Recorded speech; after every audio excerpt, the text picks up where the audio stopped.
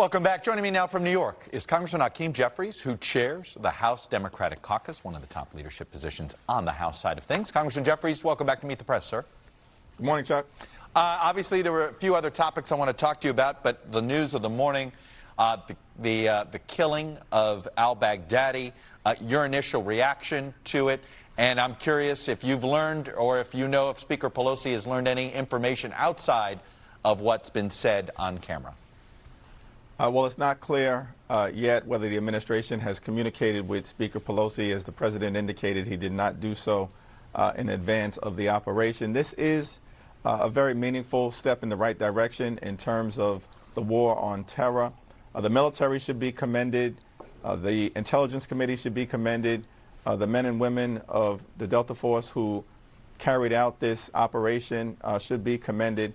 I'm pleased that it's been completed in a very substantial way and that they have returned home safely and no American lives have been lost.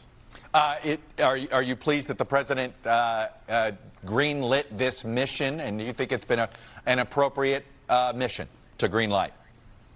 It was certainly an appropriate mission to greenlight, and so in that regard, the president made the right decision.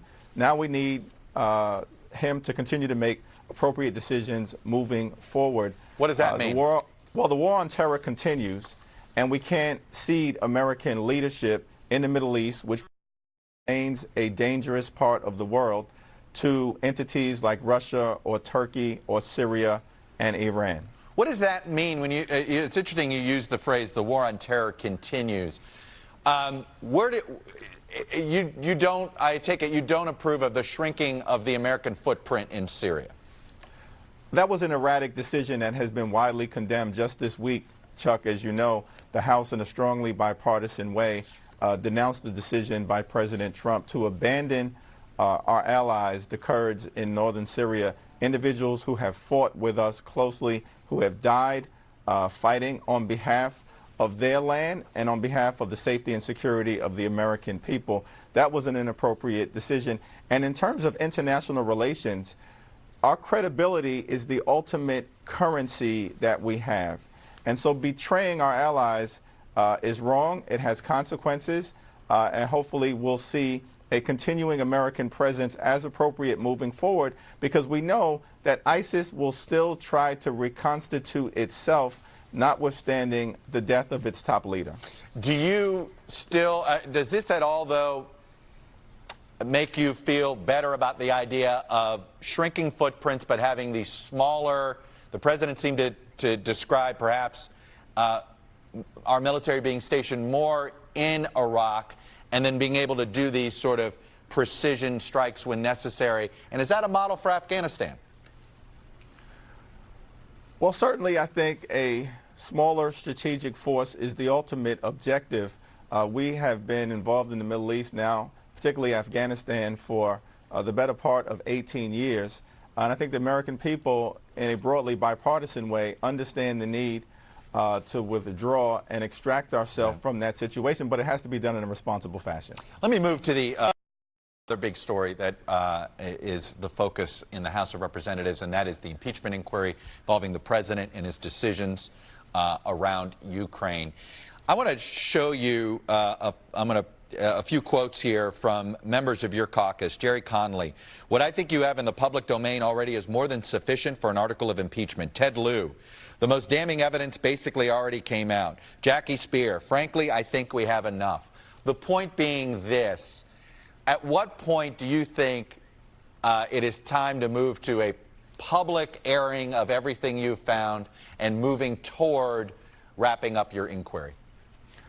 Well, Speaker Pelosi, who, by the way, is doing a phenomenal job, has made clear that we're going to continue to proceed in a serious and solemn fashion to undertake our constitutional responsibility. We're going to follow the facts. We're going to apply the law.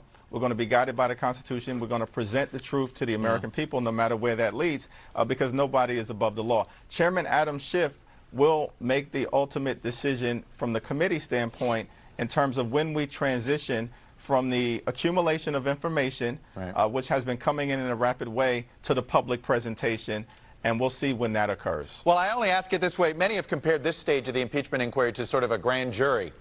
And You can seek an indictment from a grand jury even before you've got all the information you're going to use in your trial. So do you view this the same way, that you may have enough to get your indictment, but that doesn't mean you stop your investigation? Well, let's be clear. The evidence of wrongdoing, as many of my colleagues have suggested, is hiding in plain sight. We have the rough transcript of the July 25th call where Donald Trump pressured a foreign government to target an American citizen for political gain and thereby solicit foreign interference in the 2020 election. That undermines national security and is textbook abuse of power. We have the whistleblower complaint that has been validated by the witnesses who have come forward. We have a confession that was made by Mick Mulvaney, the acting White House Chief of Staff, who acknowledged that there was an ongoing pressure campaign to withhold $391 million in aid that had been allocated in a bipartisan way in order to solicit foreign interference in the 2020 election. We have Ambassador Bill Taylor come forward. He is a Trump appointee. He is a West Point graduate. He is a Vietnam War veteran, and acknowledged that there was a scheme that was underway essentially to elevate President Trump's personal political interests and undermine our national security interests. Let me, you've got a lot of deadlines you guys are going to have to meet, perhaps, between now and, say, the start of the Iowa caucuses when it comes to impeachment. But there's one that comes up on November 21st, and it's funding the government. What are you and your colleagues in House leadership doing to try to avoid a government shutdown? Well, we continue to be in dialogue with the Senate, but it's important to note that the House has done its job. We have passed the appropriations bills according to the timeline that had been set forth, led by Steny Hoyer in partnership with the entire House Democratic Caucus. The Senate has failed to act. That said, we expect that we will actually come to an agreement to fund the government sooner rather than later, in light of the reckless 35-day government shutdown that took place earlier this year, where Donald Trump was effectively forced into an unconditional surrender. I don't think Mitch McConnell wants a shutdown. We certainly don't want a shutdown, and we need to find common ground in order to fund the government and do it soon. And do you believe that you do need to be wrapped up with what you're going to do with impeachment before the end of the calendar year? No, we're not going to put a timeline on this investigation other than, as Speaker Pelosi said, we're going to proceed expeditiously, and of course we're going to proceed comprehensively and fairly in order to get things done. This is a matter of urgent national security concern. The president betrayed his oath of office. He's undermined our national security, of course, and the integrity of our elections. This is an abuse of power, and it's fundamentally about the United States Constitution. That is the timeline that will dictate when we wrap things up. Congressman Hakeem Jeffries, a member of the leadership in the House Democratic Caucus, the chair of the House Democratic Caucus, technically. Thanks very much for coming on and sharing your views. Much appreciated. Thanks, Jeff. When we come